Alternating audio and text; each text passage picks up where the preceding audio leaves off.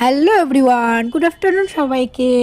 দেখো আজকে দুপুর কি রান্না হচ্ছে। আমার ছেলে তো সবাইকে ভিডিওতে বলেছিলাম যে মাসি পিসি উঠেছিল, তো ওটা শেষ। আজকে 3 ডেজ হয়ে গেছে, তার জন্য আজকে মানে ফোড়ন দিলাম। আজকে আমরা এমনি তো সিদ্ধ খাচ্ছিলাম, আজকে ফোড়ন দিলাম। দেখো এদিকে আমার বোন আমার ছেলেকে নিয়ে ঘুমিয়ে আছে।